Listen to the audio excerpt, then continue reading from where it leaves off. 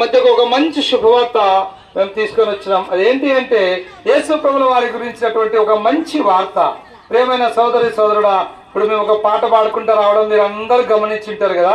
పాపమునకు జీతము మరణము అనే పాట పాడుకుంటా వచ్చినాం. అంతేకాదండి, ఈ లోక సుఖము నమ్మకు నమ్మకు దాని ఈచ్ఛలు మాయమగున్ అనే పాట పాడుకుంటూ మీ మధ్యకు వచ్చినామండి. అవునండి, ఈ లోకమంతా కూడా గతించిపోతా ఉంది.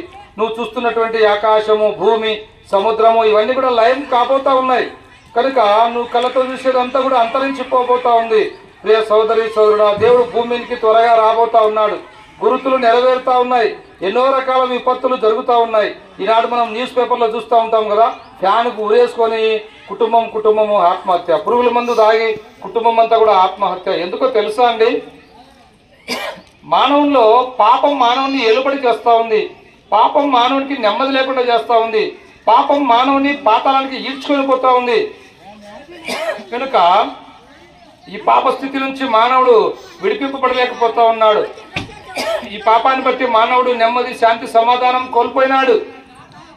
ప్రేమ కలిగినటువంటి దేవుడు నిన్ను పాపం నుంచి రక్షించాలని, నీ జీవితంలో వెలుగు ఇవ్వాలని, నీకు నెమ్మది ఇవ్వాలని, నిన్ను పరలోక రాజ్యంలో చేర్చాలని సృష్టికర్త అయినటువంటి దేవుడు నరావతారిగా అవతరించినాడు.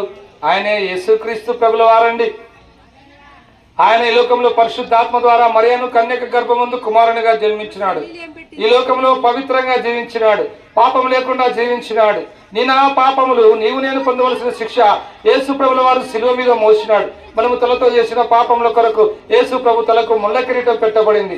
మనము చేతులతో చేసిన పాపముల కొరకు యేసు ప్రభు చేతులలో మేకులు, ఆయన కాళ్ళలో శీలలు, ఆయన వీపంతా చారలుగా దున్నబడింది. ఏ పాపం ఎరుగని యేసయ్య మనందరి పాపం కొరకు ఆకాశానికి భూమికి మధ్య శిలువలో వేలాడినాడు. మనందరి పాపముల కొరకు యేసు ప్రభు శిలువలో చనిపోయినాడు, సమాధి చేయబడినాడు. మూడో దినాన మరణము జయించినాడు, తిరిగి లేచినాడు, ఆ పరలోకానికి ఆరోహణుడైనాడు.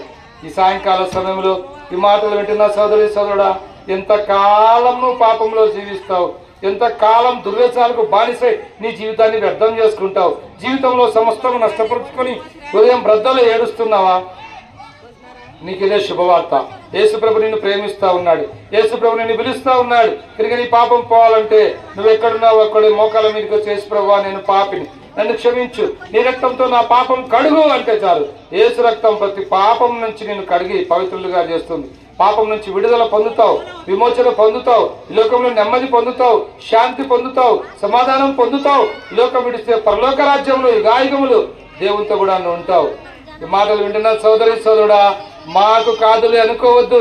ఆకాశం అందరికి ఒకటి ఏ విధంగా ఉందో, భూమి అందరికి ఒకటి ఏ విధంగా ఉందో, గాలి అందరికి ఒకటి ఏ విధంగా ఉందో, యేసుక్రీస్తు అందరికీ ప్రభు అని పరిశుద్ధ గ్రంథమైన బైబిల్ తెలియజేస్తా ఉంది.